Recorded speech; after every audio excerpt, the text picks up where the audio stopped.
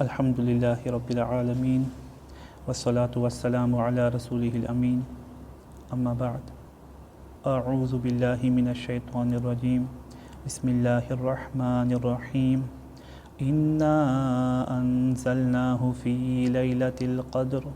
وما ادراک ما لیلۃ القدر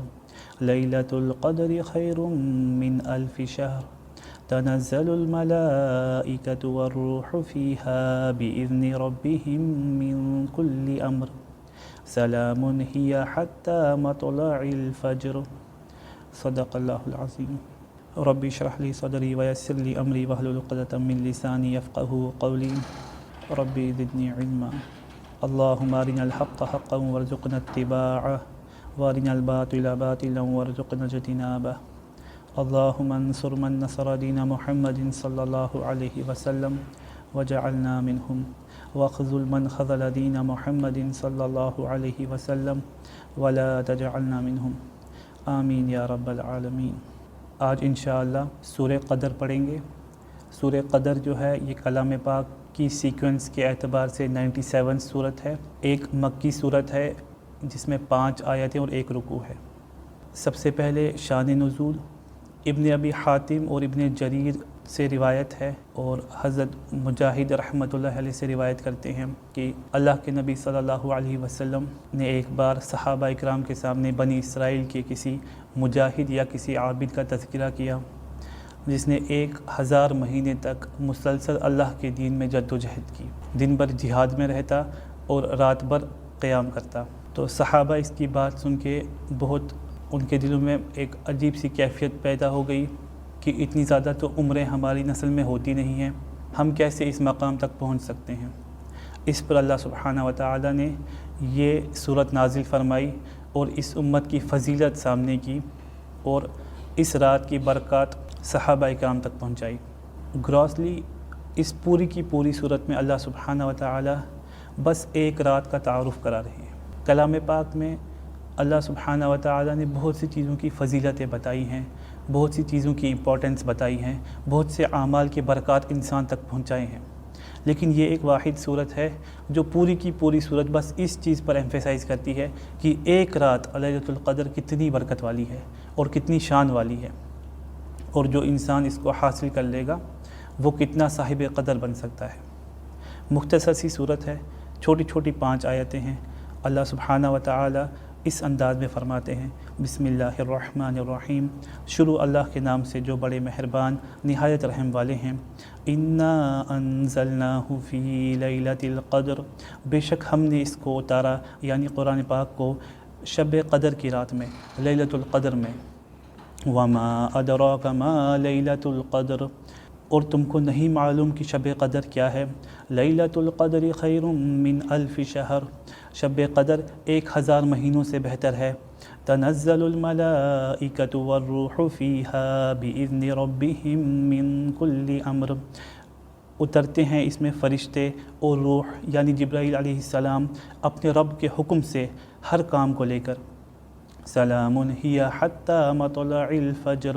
سلامتی ہے اس رات میں یہاں تک کہ طلوع فجر ہو جائے۔ تو یہ مختصر سی چھوٹی چھوٹی 5 آیتیں ہیں۔ اللہ تعالیٰ نے بس اس رات کا تعارف کرایا ہے۔ اللہ تعالیٰ شروع کیسے کرتے ہیں، انا انزلناہ فی لیلۃ القدر، بے شک ہم نے اس کو اتارا لیلۃ القدر میں۔ یہاں پہ یہ بات غور کرنے کی ہے کہ اس صورت میں تعارف اللہ تعالیٰ لیلۃ القدر کا کرا رہے ہیں، شب قدر کی رات کا کرا رہے ہیں، لیکن تعارف کیسے شروع کیا کہ بے شک ہم نے اس قرآن پاک کو اتارا لیلۃ القدر میں۔ اللہ تعالیٰ لیلۃ القدر کو انٹروڈیوس کرا رہے ہیں قرآن پاک سے، بے شک ہم نے اس قرآن پاک کو لیلۃ القدر میں اتارا۔ لیلۃ القدر میں قرآن پاک کو اتارنے سے کیا مراد ہے؟ حضرات مفسرین نے اس سے 2 مرادیں لی ہیں۔ ایک یہ کہ جب کلام پاک کی وحی، پہلی وحی اللہ کے پیارے نبی صلی اللہ علیہ وسلم پر ہوئی تو وہ شب قدر کی رات تھی۔ اللہ کے پیارے نبی صلی اللہ علیہ وسلم جب خلوت پسند کرتے تھے اور غار حرا میں بیٹھے رہتے تھے، اللہ کی یاد میں اور حق کی جستجو میں بیٹھے رہتے تھے، تو جبرائیل علیہ السلام آپ صلی اللہ علیہ وسلم کے پاس آئے اور پہلی وحی جو سورہ علق کی پہلی 5 آیتیں، اقرأ بسم ربک الذی خلق خلق الانسان من علق، اقرأ وربک الاکرم الذی علم بالقلم علم الانسان ما لم یعلم، یہ 5 آیتیں لے کر آئے تو وہ شب قدر کی رات تھی۔ اور دوسری تفسیر یہ فرمائی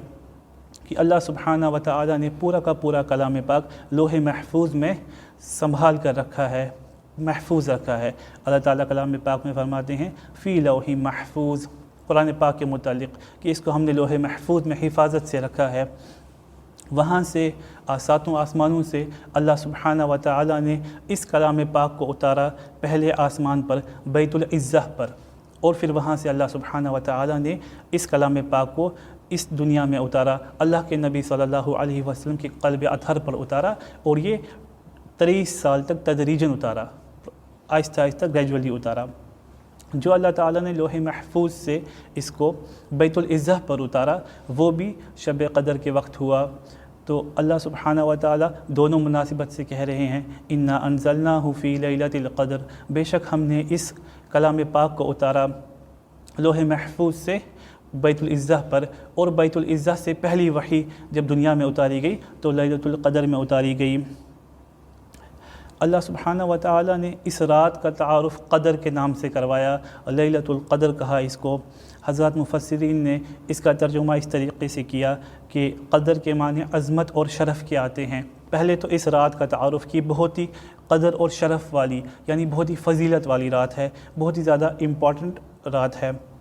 اور دوسرا یہ تعارف کرایا کہ جو انسان اس رات کو پا جائے اور جو انسان اس رات میں اللہ کی عبادت کرے، اللہ سبحانہ و تعالیٰ کے سامنے اپنے گناہوں سے معافی مانگے اور نیک اعمال کے لیے پکا ایک مصمم ارادہ کرے، اللہ سبحانہ و تعالیٰ اس کو صاحب قدر اور صاحب شرف بنا دیتے ہیں۔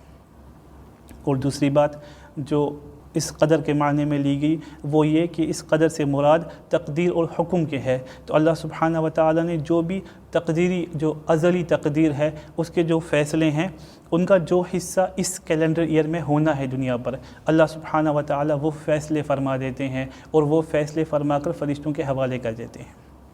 اللہ تعالیٰ آگے اس رات کی امپورٹنس کو ایمفیسائز کر رہے ہیں وما ادراک ما لیلۃ القدر، اور تم کو نہیں معلوم یہ شب قدر کیا چیز ہے، کس چیز کے بارے میں، کس رات کا تعارف کرایا جا رہا ہے۔ اللہ تعالیٰ اس کا تعارف کراتے ہیں لیلۃ القدر خیر من الف شہر، جو لیلۃ القدر ہے 1000 مہینوں سے بہتر ہے۔ اگر انسان اس پہ غور کرے 1000 مہینے 83.33 ایئرز کے قریب بنتے ہیں۔ اللہ تعالیٰ انسان کو اس رات کی فضیلت بتا رہے ہیں کہ یہ ایک رات 83 سے زیادہ سالوں کی فضیلت رکھتی ہے۔ اللہ تعالیٰ نے 1000 مہینوں کے برابر نہیں کہا، 1000 مہینوں سے بہتر کہا، یعنی جو انسان جتنا اخلاص کے ساتھ اللہ سبحانہ و تعالیٰ کے ساتھ دل لگا کے عبادت کرے گا اتنی زیادہ اس کو اس کی فضیلت اور اتنا زیادہ اس کو اجر و ثواب اس رات کا ملے گا۔ اللہ فرماتے ہیں لیلۃ القدر خیر من الف شہر، لیلۃ القدر جو ہے، جو شب قدر ہے، یہ 1000 مہینوں سے بہتر ہے۔ کس اعتبار سے 1000 مہینوں سے بہتر ہے؟ کہ ایک تو ٹائم کے اعتبار سے، جو ایک انسان اعمال کرتا ہے اس کے برعکس ایک انسان اس امت محمدیہ کا صلی اللہ علیہ وسلم اگر اس رات کو پالے اور اس رات میں اللہ کی عبادت کرے تو وہ وقت کے اعتبار سے اس عبادت سے زیادہ فضیلت اور اللہ سبحانہ و تعالیٰ کے سامنے اجر و ثواب پالے گا۔ اللہ سبحانہ و تعالیٰ اس رات کا اب اور مزید تعارف کرا رہے ہیں تنزل الملائکۃ والروح فیہا، اترتے ہیں اس رات میں فرشتے، بہت سارے فرشتے، والروح فیہا، اور روح اترتی ہے، یعنی جبرائیل علیہ السلام اترتے ہیں، بِإِذْنِ رَبِّهِمْ، اپنے رب کے حکم سے اترتے ہیں، من کل امر، ہر کام کو لے کر اترتے ہیں جو اللہ سبحانہ و تعالیٰ نے ازلی تقدیر کے فیصلے فرما دیے اس کیلنڈر ایئر کے لیے، ان احکام کو لے کر اترتے ہیں۔ اور بقول ابن عباس رضی اللہ تعالیٰ عنہ 4 بڑے فرشتے ہوتے ہیں، ان میں اسرافیل، میکائیل، عزرائیل اور جبرائیل علیہ السلام۔ یہاں پہ یہ بات غور کرنے کی ہے، اللہ تعالیٰ نے شب قدر کا تعارف کرایا تھا قرآن پاک کی وحی کے ساتھ، قرآن پاک کے نزول کے ساتھ، اور اللہ تعالیٰ یہاں پہ ایک نقشہ کھینچتے ہیں کہ اس رات میں کیا ہوتا ہے، اس رات میں فرشتے اترتے ہیں اور جبرائیل علیہ السلام خود بھی ہوتے ہیں، یعنی وہی چیز اور وہ نقشہ ریپیٹ کیا جا رہا ہے۔ اللہ کے نبی صلی اللہ علیہ وسلم کے پاس جب پہلی وحی آئی تھی، جبرائیل علیہ السلام وحی لے کر آئے تھے اور بہت سے فرشتے وحی کے ساتھ آتے تھے۔ اللہ تعالیٰ ویسا مقام اور ویسی برکات ہوتی ہیں کہ جبرائیل علیہ السلام پھر دنیا پر آتے ہیں، آپ کے ساتھ بہت سارے ملائکہ ہوتے ہیں، لیکن کیسے آتے ہیں؟ اللہ کے حکم سے آتے ہیں، اللہ سبحانہ و تعالیٰ کے احکام کو لے کر آتے ہیں۔ اور بہت ہی برکت والی رات ہوتی ہے۔ سلام ہی حتی مطلع الفجر، اور سلامتی ہوتی ہے، خیر ہوتی ہے، اچھائی ہوتی ہے اس رات میں۔ کیا اس رات کے کسی اسپیسیفک ٹائم پیریڈ میں ہوتی ہے؟ نہیں، سلام ہی حتی مطلع الفجر، جو اس میں خیر اور سلامتی ہوتی ہے یہ طلوع صبح تک ہوتی ہے، یعنی جب تک صبح کا وقت نہ ہو جائے پوری کی پوری رات میں یہ برکات، یہ انوارات، یہ فضائل ہوتے ہیں۔ اللہ سبحانہ و تعالیٰ نے یہ مختصر سا تعارف کرایا ہے اس رات کا۔ یہاں پہ ایک بات غور کرنے کی ہے، اللہ نے فرمایا کہ فرشتے ہر کام کو لے کر اترتے ہیں، اور بعض حضرات مفسرین نے من کل امرن، چوتھی آیت کو پانچویں آیت کے سلام کے ساتھ جوڑ دیا اور فرمایا کہ من کل امرن سلام، جیسے ہم قرات میں بھی سنتے ہیں کہ بعض قرآ حضرات اس کو ایسے پڑھتے ہیں تنزل الملائکۃ والروح فیہا باذن ربہم من کل امر سلام، اور یہاں پہ اکتفا کرتے ہیں، اس کے بعد پڑھتے ہیں ہی حتی مطلع الفجر۔ تو بعض حضرات مفسرین نے اس قرات کی بنیاد پر فرمایا من کل امر سلام، کہ اس رات میں اللہ کی طرف سے خیر ہی خیر کے فیصلے ہوتے ہیں، اور اچھائی کے ہی فیصلے ہوتے ہیں، اور سلامتی کے ہی فیصلے ہوتے ہیں۔ ہی حتی مطلع الفجر، اس رات کی جو برکات اور انوارات ہوتے ہیں وہ طلوع فجر تک ہوتے ہیں۔ حضرت انس رضی اللہ عنہ سے ایک روایت ہے کہ پیارے نبی صلی اللہ علیہ وسلم نے فرمایا، مفہوم ہے کہ شب قدر کے جب ہوتی ہے تو جبرائیل علیہ السلام باقی ملائکہ کے ساتھ دنیا پر آتے ہیں، اور یہ پوری جماعت اس دنیا میں جس بھی اللہ کے بندے یا بندی تک پہنچتی ہے اور وہ اللہ کی یاد میں، اللہ کے دین کی خدمت میں یا اللہ کے ذکر میں لگی ہوتی ہے تو ان کے لیے رحمت کی دعا کرتے ہیں۔ تو یہ مختصر سا تعارف ہو گیا اس صورت کا۔ کچھ چیزیں بہت امپورٹنٹ ہیں اس صورت کی نسبت سے جو ہمیں سمجھنی ہے اور جن پہ غور و فکر کرنا ہے۔ سب سے پہلے اللہ سبحانہ و تعالیٰ نے اس رات کو بہت فضیلت بخشی، اللہ سبحانہ و تعالیٰ نے اس رات کو بہت بابرکت کہا، لیکن غور کرنے کی بات یہ ہے کہ اس رات میں کیا ایسا عمل ہوا جو اس رات کو اتنے فضائل اللہ نے دیے، اس رات کو اتنا بابرکت کہا گیا اور اس رات کو اتنی شان والا کہا گیا؟ تو اس رات کے ساتھ بس ایک ہی چیز منسوب اللہ نے فرمائی، انا انزلناہ فی لیلۃ القدر، وہ یہ ہے کہ اس رات میں اللہ سبحانہ و تعالیٰ نے اپنا کلام اتارا، اللہ تعالیٰ نے قرآن پاک کا نزول اس رات میں فرمایا۔ تو یہ غور کرنے کی بات ہے کہ سال میں اتنی راتیں ہوتی ہیں، ایک رات جس میں اللہ نے اپنا کلام اتارا وہ رات اتنی فضیلت والی اور اتنی برکت والی ہو گئی، تو وہ انسان جس کے لیے اس قرآن پاک کو ہدایت نامہ بنا کر بھیجا گیا ہے، اگر وہ اپنی زندگی میں اس کلام پاک کی تعلیمات کو لائے گا تو اللہ سبحانہ و تعالیٰ اس پہ کتنا رحم فرمائیں گے اور اس کی زندگی کو کتنا بابرکت بنا دیں گے۔ اور دوسری بات جو سمجھنے کی ہے وہ یہ کہ لیلۃ القدر کون سی رات ہے اور کس رات میں انسان اللہ سبحانہ و تعالیٰ کی عبادت اس اعتبار سے کرے کہ میں لیلۃ القدر کی جستجو کرتا ہوں اور آج کی رات مجھے وہ رات نصیب ہو جائے اور اللہ سبحانہ و تعالیٰ کے سامنے میں صاحب قدر و شرف بن جاؤں۔ تو اللہ تعالیٰ نے جو فضائل اس رات کے بتائے اور جو انوار اور برکات کلام پاک کے ہیں، تو حق تو یہ ہے کہ انسان پورے سال بھر اس رات کی جستجو کرے، لیکن اللہ سبحانہ و تعالیٰ نے اپنے بندوں پر احسان کیا اور اس بات کو مختصر کر دیا کہ رمضان کے اندر یہ کوئی رات ہے۔ اس کے بعد مزید کرم یہ فرمایا کہ رمضان کے اندر بھی بس آخری کے 10 عشرے میں سے جو آخری عشرہ ہے اس کی جو 10 راتیں ہیں ان میں سے ایک رات ہے، اور ان میں سے بھی اسپیسیفائی کر دیا کہ کوئی ایک طاق رات ہے، ٹھیک ہے نا؟ تو ہم انسان کی یہ کوشش ہو کہ کم از کم رمضان کی ہر رات کو قدردان سمجھے، اور اگر اتنا نہ کر سکے کم سے کم آخری عشرے میں وہ اس رات کی جستجو کرے۔ لیکن بس ایک تاریخ پر جو اکثر ہم سنتے ہیں کہ برِ صغیر میں 27 کی تاریخ، بس اس ایک تاریخ کے ساتھ انسان امیدیں لگا کے بیٹھ جائے تو بہت خسارے کا سودا ہے۔ انسان کو چاہیے کہ کم سے کم جو آخری عشرے کی آڈ نائٹس ہیں، جو طاق راتیں ہیں، ان میں انسان اللہ سبحانہ و تعالیٰ کے سامنے عبادت کرتا رہے اور اللہ سبحانہ و تعالیٰ سے اس رات کی برکات مانگتا رہے۔ ایک روایت میں آتا ہے حضرت امی عائشہ رضی اللہ تعالی عنہ نے اللہ کے نبی صلی اللہ علیہ وسلم سے عرض کیا کہ یا رسول اللہ صلی اللہ علیہ وسلم، اگر مجھے شب قدر مل جائے، اگر میں اس رات کو پالوں تو اللہ سے کیا دعا کروں؟ اللہ کے پیارے نبی صلی اللہ علیہ وسلم نے فرمایا کہ آپ اللہ سے دعا کرو، اللہم انک عفو تحب العفو فاعف عنی، اے اللہ، اللہم انک عفو، اے اللہ آپ معاف کرنے والے ہیں، تحب العفو، آپ معاف کرنے کو پسند کرتے ہیں، فاعف عنی، بس مجھے معاف کر دیجئے۔ تو یہ اللہ کے پیارے نبی صلی اللہ علیہ وسلم نے دعا سکھائی کہ اگر آپ اس رات کو پالو تو اس رات میں اللہ سبحانہ و تعالیٰ سے یہ دعا کرو۔ بہت سی روایات میں اس رات کے متعلق بہت سی نشانیاں آئی ہیں کہ جب شب قدر ہوگی تو صبح کے ٹائم ایسا ماحول ہوگا، صبح کے ٹائم نمی دار ماحول ہوگا، سورج کی جو کرنیں ہوں گی ان میں تھوڑی سی ریڈش ٹنج ہوگی، اس کے علاوہ موسم بہت ہی پلیزنٹ ہوگا، اچھا ہوگا، اور ہلکی سی گنگناہٹ اور بارش ہوگی صبح کے وقت میں۔ تو یہ جو نشانیاں بتائی گئی جو بہت سی روایات میں آئی ہیں یہ کلی نہیں ہیں، کیونکہ یہ سب چیزیں ریلیٹڈ ٹو کلائمیٹ ہیں اور ریلیٹڈ ٹو جغرافیکل لوکیشن ہیں، تو جو بہت سی جگہوں پہ ڈفرینٹ ہو سکتا ہے۔ البتہ یہ بہرحال نشانیاں ہیں جو روایات میں آئی ہیں جو اس رات میں ہو سکتی ہیں۔ تو یہ الحمدللہ اس صورت سے متعلق کچھ باتیں تھیں۔ اس کے بعد بہت ہی امپورٹنٹ 2-4 باتیں رمضان المبارک سے متعلق۔ سب سے پہلے ہم سب جانتے ہیں کہ الحمدللہ یہ بابرکت اور فضیلت والا مہینہ چل رہا ہے۔ اللہ سبحانہ و تعالی نے امت مسلمہ کے حال پر رحم کیا اور ایک بابرکت مہینہ ہمارے کیلنڈر میں انکلوڈ کیا، جس میں کچھ مخصوص عبادات ہیں جو انسان کو اللہ کے قریب کرتی ہیں اور انسان کو اللہ سبحانہ و تعالی کے راستے میں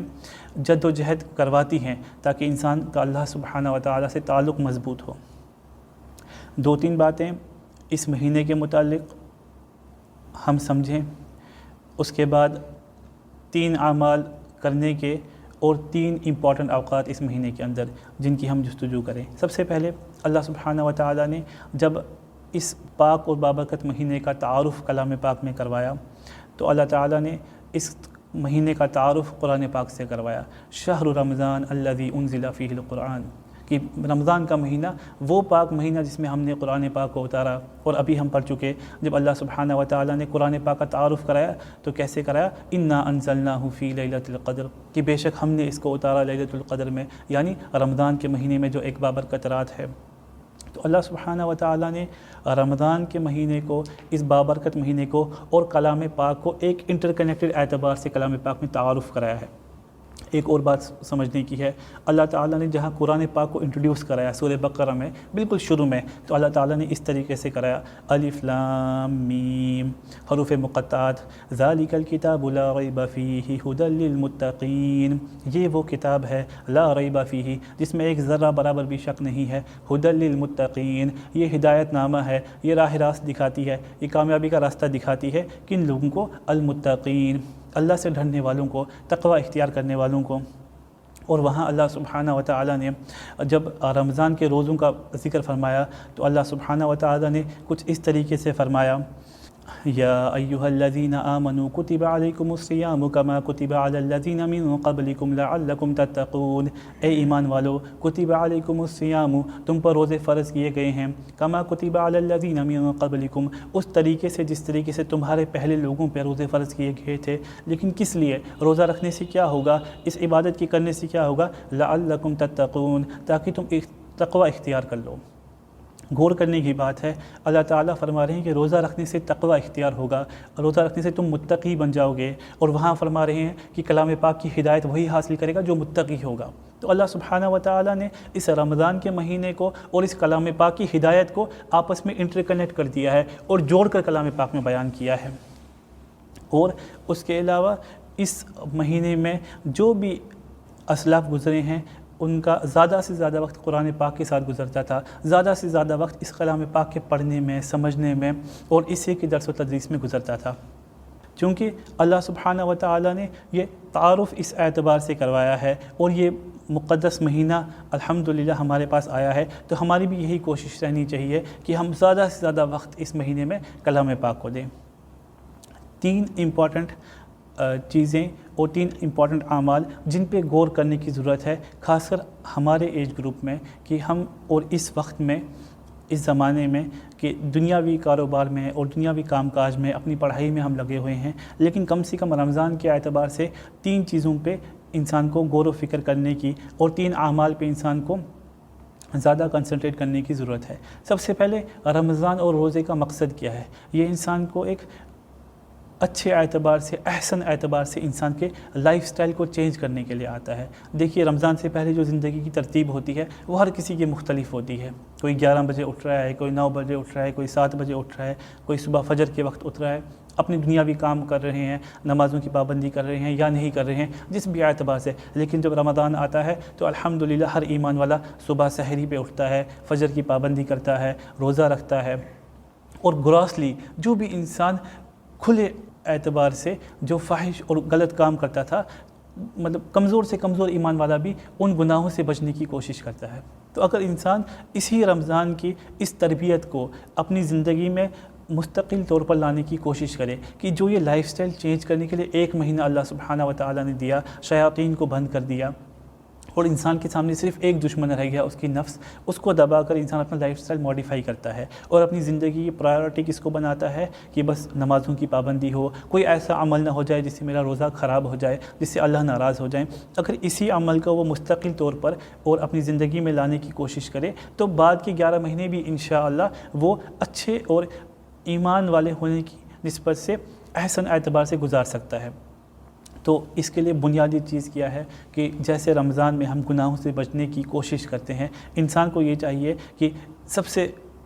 زیادہ انسان اپنی ذات کو خود جانتا ہے، اپنے دل کے حال کو خود جانتا ہے اور اپنی کمزوریوں کو خود جانتا ہے۔ انسان اپنے گناہوں کو اپنے سامنے رکھے اور ایک ایک گناہ سے سچی پکی توبہ کرے کہ اللہ صرف اس مہینے میں نہیں، اس مہینے میں اپنے گناہوں کو پاز نہیں کروں گا، انشاءاللہ میں ہمیشہ ہمیشہ کے لیے ان گناہوں کو چھوڑ دوں گا۔ اور جس طریقے سے اس بابرکت مہینے میں سچ میں انسان کی لائف سٹائل موڈیفائی ہوتا ہے اور انسان ایک متقی اور اچھے ایمان والے کی طرح زندگی گزارنے کی کوشش کرتا ہے، میں یہی طرز زندگی بعد کے 11 مہینوں میں بھی اپناؤں گا۔ اور دوسری بات، جتنی بھی انسان کے پاس گناہوں کے علاوہ بری عادات ہوتی ہیں، کسی کے پاس وہ زبان بد کلامی کرنے کی عادت ہوتی ہے، کسی بری چیز کی عادت میں انسان پھنس گیا ہوتا ہے، کسی غلط چیز کے انسان کو نشہ یا عادت لگ گئی ہوتی ہے، تو اس مہینے کی برکت سے ان چیزوں کو چھوڑنے میں بہت آسانی ہوتی ہے اور انسان اپنی زندگی کو اچھا بنا سکتا ہے اور تربیت کے اعتبار سے ایسی وہ اپنے اندر عادات انکلکیٹ کر سکتا ہے اس مہینے میں کہ بعد کی زندگی اس کی آسان بن جائے اور دیندار بن جائے۔ دوسری بات روزوں کی نسبت سے کہ جب ہم روزے رکھتے ہیں تو روزوں کے بے شمار فوائد ہیں، اور آج کل تو اکثر ہم دیکھتے ہیں خاص کر اس مہینے میں بہت سے میسیجز اور کلپس اس نسبت سے چلتے رہتے ہیں کہ ہیلتھ بینیفٹس یہ ہیں اور باقی اسپریچول بینیفٹس یہ ہیں۔ تو انسان ہمیشہ اپنی نیت کو ٹٹولے کہ روزہ صرف اس لیے رکھا جائے کہ اللہ سبحانہ و تعالیٰ کا حکم ہے، جتنے بھی دنیاوی بینیفٹس ہیں، فوائد ہیں، اور انسان کو جو اس کے باقی فائدے ہو رہے ہیں دنیاوی اعتبار سے، وہ تو اس حالت میں بھی ہوں گے، لیکن اگر کہیں انسان کی نیت خراب ہو گئی کہ میں ڈائٹنگ کی نسبت سے روزہ رکھ رہا ہوں، میں فلانی ڈیٹاکسیفیکیشن کی نیت سے روزہ رکھ رہا ہوں، تو وہ پورا کا پورا روزہ ہی ضائع ہو جائے گا۔ تو انسان اپنی نیت کو ٹٹولے کہ روزہ صرف اللہ سبحانہ و تعالیٰ کے حکم کی پابندی کی وجہ سے رکھا جا رہا ہے۔ اور تیسری بات یہ ہے کہ بہت سارے حضرات روزہ رکھ کر بس اپنی زندگی کے معمول کو چھوڑ دیتے ہیں اور دن بھر سوتے رہتے ہیں اور کوئی باقی عمل نہیں کرتے، یہاں تک کہ کبھی کبھی فرائض باقی جو اعمال ہیں خاص کر نمازیں وہ بھی چھوٹ جاتی ہیں۔ تو روزے کا یہ مطلب نہیں کہ انسان بس روزے کی طرف لگ جائے اور باقی سب عمل چھوڑ دے۔ ایک اچھا اور احسن طریقہ روزہ رکھنے کا یہی ہے کہ باقی معمولات میں بھی انسان اپنے آپ کو پرفیکٹلی اچھے اعتبار سے پورا کرے، یعنی نمازوں کی پابندی کرے، باجماعت پڑھنے کی پابندی کرے، اس کے علاوہ جو تراویح کی نماز ہوتی ہے خاص کر اس میں پنکچویلٹی سے اس میں شامل ہو جائے اور تراویح کی نماز بھی پابندی سے پڑھنے کی کوشش کرے۔ یہ مختصر سی باتیں تھیں اس مہینے کے مناسبت سے۔ اب 3 امپورٹنٹ اوقات جو ہر ایمان والے کو کم سے کم اس مہینے میں اپنی زندگی میں انکلوڈ کرنے چاہیے۔ سب سے پہلے قرآن ٹائم، اس کے بعد ذکر ٹائم، اور تیسرا دعا ٹائم۔ قرآن ٹائم کیا مطلب؟ اللہ سبحانہ و تعالیٰ نے جب کلام پاک کی پہلی وحی اتاری تو کیا فرمایا؟ اقرأ بسم ربک الذی خلق، پڑھو اپنے رب کے نام سے جس نے سب کچھ بنایا۔ انسان کو چاہیے، خاص کر ایک ایمان والے کو، کیونکہ رمضان المبارک کے جو برکات ہیں اور اس مہینے کی جو مناسبت ہے وہ قرآن پاک سے ہے، تو رمضان میں کم سے کم ایک اسپیسیفک قرآن ٹائم رکھے، اپنے جو دن کی مشغولیت ہے اس میں ایک اسپیسیفک ٹائم رکھے، اپنی فراغت کے اعتبار سے کم آدھا گھنٹے کا ٹائم ہو، اور زیادہ سے زیادہ جتنا زیادہ ٹائم دے اتنا بہتر ہے، اتنا احسن ہے، اور اس ٹائم کو اللہ سبحانہ و تعالیٰ سے دعا کر کے کم سے کم 2-3 حصوں میں ڈیوائیڈ کرے. اس میں ایک اسپیسیفک حصہ تلاوت کے لیے ہو, اس کے بعد ایک حصہ اس کے سمجھنے کے لیے ہو کہ کلام پاک میں اللہ فرما کیا رہے ہیں, اس میسیج کو سمجھا جائے, اللہ تعالیٰ کیا کہنا چاہتے ہیں, اور اس کے بعد اس کو یاد کریں تو بہت اچھا ہے. اور کم سے کم اتنا نہ ہو سکے تو اس میں جو احکامات ہیں اور جن چیزوں سے منع فرمایا گیا ہے ان چیزوں کی پابندی کریں.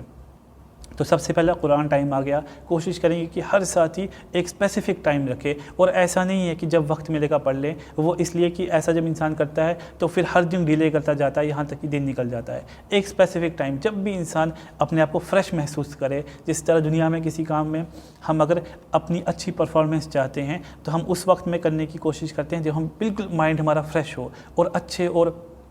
ٹینشن فری ہو, دنیا کی کوئی مشغولی کوئی پریشانی نہ ہو, اس وقت وہ کام کرتے ہیں. بالکل اسی طرح قرآن کو کم سے کم اس مہینے میں وہ ٹائم دیا جائے جب انسان یہ سمجھتا ہے کہ میں کلی طور پر پوری دنیا سے کٹ کر اس قرآن پاک سے جڑ سکتا ہوں, اللہ کے کلام کو پڑھ سکتا ہوں, اس کو سمجھ سکتا ہوں. دوسری بات ذکر ٹائم. اللہ سبحانہ و تعالیٰ نے ایمان والوں کی ایک کریکٹرسٹک کلام پاک میں بتائی ہے, یا ایھا الذین آمنوا اذکروا اللہ ذکرا کثیرا, اے ایمان والو تم کثرت کے ساتھ اللہ کا ذکر کرو. ذکر کا کیا مراد ہے؟ اللہ سبحانہ و تعالیٰ کی یاد کو ذکر کہتے ہیں, اور کلام پاک کا بھی تعارف اللہ تعالیٰ نے قرآن پاک میں ذکر کے نام سے کرایا. انا نحن نزلنا الذکر وانا لہ لحافظون, بے شک ہم نے ہی اس ذکر کو یعنی کلام پاک کو اتارا اور ہم ہی اس کی حفاظت کرنے والے ہیں. تو ذکر ٹائم انسان رکھے, یعنی ایسا ٹائم جس میں انسان دنیاوی ہر مشغلے سے, ہر معاملے سے اور ہر جو کمپینین شپ ہے اس سے کٹ جائے, ایک خلوت کا وقت اختیار کرے, آئسولیٹڈ اور سیکلوژن میں بیٹھ کے بس اللہ سبحانہ و تعالیٰ کے ساتھ اپنے آپ کو کنیکٹ کرے, ایک تعلق قائم کرنے کی کوشش کرے جو سچ میں ایک خالق اور اس بندے کا ہونا چاہیے. اس میں کیا کرے؟ اللہ سبحانہ و تعالیٰ کے کلام کو پڑھے, اللہ سبحانہ و تعالیٰ سے کنیکٹ کرنے کی کوشش کرے. اس کے علاوہ جو بے شمار اذکار آئے ہیں, احادیث مبارکہ میں آئے ہیں, سبحان اللہ و بحمدہ, سبحان اللہ العظیم, سبحان اللہ والحمد للہ ولا الہ الا اللہ واللہ اکبر ولا حول ولا قوۃ الا باللہ العلی العظیم, اس طریقے کے اذکار بہت زیادہ کرے, اللہ سبحانہ و تعالیٰ کو یاد کرے. ایک چھوٹی سی ایکسرسائز جو میں اکثر ساتھیوں کو بتاتا ہوں خاص کر رمضان کی نسبت سے, وہ یہ کہ رمضان میں 3 عشرے ہیں, پہلا عشرہ, دوسرا عشرہ, تیسرا عشرہ. انسان اگر چاہے تو بالکل اپنے وقت کو یا اپنے ڈیلی روٹین کو چینج کیے بنا اللہ سبحانہ و تعالیٰ کا ذکر بے شمار کر سکتا ہے. وہ کیسے کہ ہم عشرے کو ڈیوائیڈ کر لیں. پہلا عشرہ انسان یہ سوچ لے کہ میں جب بھی کہیں بھی آ جا رہا ہوگا, کوئی بھی کام کر رہا ہوگا, تو میں اس میں بس لا الہ الا اللہ, لا الہ الا اللہ, لا الہ الا اللہ پڑھتا جاؤں گا. تو انسان کا کوئی ڈیلی روٹین بھی اس سے بالکل بھی افیکٹ نہیں ہوگی, اس سے کوئی معاملات چینج نہیں ہوں گے. بس یہ ہے کہ اس کی زبان ہمیشہ اللہ کے ذکر سے تر رہے گی. اسی طریقے سے دوسرے عشرے میں وہ یہ ارادہ کر لے کہ میں کہیں بھی آ جا رہا ہوگا, ڈیوٹی جا رہا ہوگا, تجارت پہ جا رہا ہوگا, کالج جا رہا ہوگا یا مسجد جا رہا ہوگا, وہاں سے آ رہا ہوگا, میں درود شریف پڑھتا جاؤں گا. تو جب بھی آتے جاتے وہ اللہم صلی علی سیدنا محمد وعلی آل سیدنا محمد واصحاب سیدنا محمد وبارک وسلم علیہم, تو وہ آتا جاتا پڑھتا جائے گا. اس کی زبان اللہ کے ذکر سے, اللہ کے پیارے نبی صلی اللہ علیہ وسلم کے ذکر سے تر رہے گی. اسی طریقے سے تیسرے عشرے میں انسان ارادہ کر لے کہ میرے پاس اتنا وقت تو نہیں ہے کہ میں کہیں بیٹھ کے کر سکوں, میں آتے جاتے چلتے پھرتے ہمیشہ استغفر اللہ العظیم, استغفر اللہ العظیم, استغفر اللہ العظیم پڑھتا رہوں گا. تو اس طریقے سے کیا ہوگا کہ انسان انشاءاللہ اللہ کی رحمت سے امید ہے کہ ذاکرین میں شمار ہو جائے گا, اور اس کی زبان ہمیشہ اللہ کے ذکر میں تر رہے گی. اور انشاءاللہ اس رمضان کے مہینے کی برکت سے ایسی عادت پڑے گی کہ بعد میں وہ خاموش بیٹھ ہی نہیں سکے گا, جہاں بھی بیٹھے گا اور زبان اس کی چلتی رہے گی, اللہ کی یاد میں ڈوبا رہے گا. اس کے علاوہ جو اللہ کے پیارے نبی صلی اللہ علیہ وسلم نے مسنون دعائیں ہمیں سکھائی ہیں, صبح اٹھنے کی دعا, شام کو سونے کی دعا, گھر سے باہر نکلنے کی دعا, اس کے علاوہ وضو کرنے کی دعا, وضو کے بعد کی دعا, اور ہر اعتبار سے کھانا کھانے کے بعد کی دعا, جو دعائیں سکھائی ہیں ان دعاؤں کی اس مہینے میں, اس بابرکت مہینے میں زیادہ مشق کی جائے اور ان کو اپنی زندگی کے معمول میں لانے کی کوشش کی جائے. یہ جو دعائیں ہیں یہ انسان کو ذاکر بنا دیتی ہیں, ہر وقت انسان اللہ کے ذکر میں لگا رہتا ہے. اور تیسرا امپورٹنٹ وقت جو ہے وہ دعا ٹائم. رمضان کا مہینہ بہت بابرکت مہینہ ہے, اور انسان کو اللہ سبحانہ و تعالیٰ سے دعا کثرت کے ساتھ کرنی چاہیے. اور دعا کے لیے بہت سے اوقات آئے ہیں جن کی فضیلت بھی آئی ہے, برکت بھی آئی ہے, اور قبولیت کے بارے میں بہت سی روایات ہیں, خاص کر سحری کے وقت کی دعا, اس کے بعد افطاری سے پہلے کی دعا, اس کے علاوہ کہ جب فرض نمازوں کے بعد کی دعا. تو انسان کو کم سے کم اس مہینے میں کوشش کرنی چاہیے کہ سحری کے لیے تو اٹھنا ہوتا ہی ہے, رات کا آخری پہر ہوتا ہے, تو ہر انسان دعاؤں کی ایک پنکچوئلٹی کرے، اللہ سبحانہ و تعالیٰ سے اپنی چھوٹی سے چھوٹی ضرورت مانگنے کی عادت بنائے، اور اس کے علاوہ چھوٹی سے چھوٹی حاجت ہو اللہ سبحانہ و تعالیٰ کے سامنے مانگے۔ انسان کبھی بھی ایک انسان اپنے مال پر، اپنی اتھارٹی پر اور اپنے کنیکشنز پر اعتماد نہ کرے کہ یہ مسئلہ تو کوئی مسئلہ ہی نہیں، اس کے لیے کیا دعا مانگنی، میرے پاس تو پیسے ہیں، میں آرام سے خرید کر یہ کام کر سکتا ہوں، میں آرام سے فلانے صاحب کو بول کر یہ کام کر سکتا ہوں۔ العیاذ باللہ، یہ تو نفاق ہے، یہ تو شرک ہے۔ انسان اپنے مال پہ اگر امیدیں لگائے بیٹھے، انسان اپنے تعلقات پہ اگر امیدیں لگائے بیٹھے، دنیاوی اعتبار سے کچھ حد تک انسان ان چیزوں کو اسباب کے طور پر استعمال کر سکتا ہے، لیکن چھوٹی سے چھوٹی چیز کے لیے بھی اللہ سبحانہ و تعالیٰ کے سامنے ہاتھ اٹھانا، اللہ سبحانہ و تعالیٰ کے سامنے دعا کرنا، یہ ایک ایمان والے کی شان ہوتی ہے، اور یہ ایک ایمان والے کی خصوصیت ہوتی ہے کہ اس کو پتہ ہوتا ہے ہر حال میں اللہ سبحانہ و تعالیٰ میرے پرسان حال ہیں، اور میری ہر حاجت اللہ سبحانہ و تعالیٰ کی بارگاہ سے پوری ہوگی۔ اس کے بعد لاسٹ چیز جو ابھی بات چل رہی تھی کہ شب قدر کی بہت زیادہ قدر کریں اور بہت زیادہ جستجو کریں۔ اللہ سبحانہ و تعالیٰ نے اس رات کو اتنا بابرکت بنایا کہ اور کسی بھی دن یا رات کی اتنا زیادہ تعارف اللہ تعالیٰ نے ڈیٹیل کلام پاک میں نہیں کرایا۔ ایک پورا کا پورا چیپٹر اس صورت کے لیے رکھ دیا اللہ سبحانہ و تعالیٰ نے۔ تو ہم کو چاہیے کہ ہم کوشش کریں کہ اس رات کو ہم پالیں اپنے اعتبار سے۔ جو انسان رمضان کی ہر رات کچھ نہ کچھ وقت دے سکے عبادات کے لیے تو بہت بہتر ہے اور بہت افضل ہے۔ جو اتنا نہ کر سکے کم سے کم وہ آخر کی 10 راتوں میں قدردانی کرنے کی کوشش کرے، اور کم سے کم آڈ نائٹس آخر کی جو 10 راتوں میں سے ہیں 21، 23، 25، 27، 29، ان کو تو پنکچوئلٹی سے ہر ساتھی کوشش کرے کہ اللہ سبحانہ و تعالیٰ کے سامنے کچھ وقت بیٹھنا ہے، دعائیں کرنی ہیں، استغفار کرنی ہے، اللہ سبحانہ و تعالیٰ کے سامنے آہوزاری کرنی ہے، اور اللہ سبحانہ و تعالیٰ کو منانا ہے۔ اور اسی زمن میں ایک بات یہ بھی ہے کہ حدیث پاک کے مفہوم میں آتا ہے کہ جس شخص نے عشاء کی نماز باجماعت پڑھی تو اسے آدھی رات کے قیام کا ثواب ملتا ہے، اور جس شخص نے فجر کی نماز جماعت کے ساتھ پڑھی اسے آدھی رات کے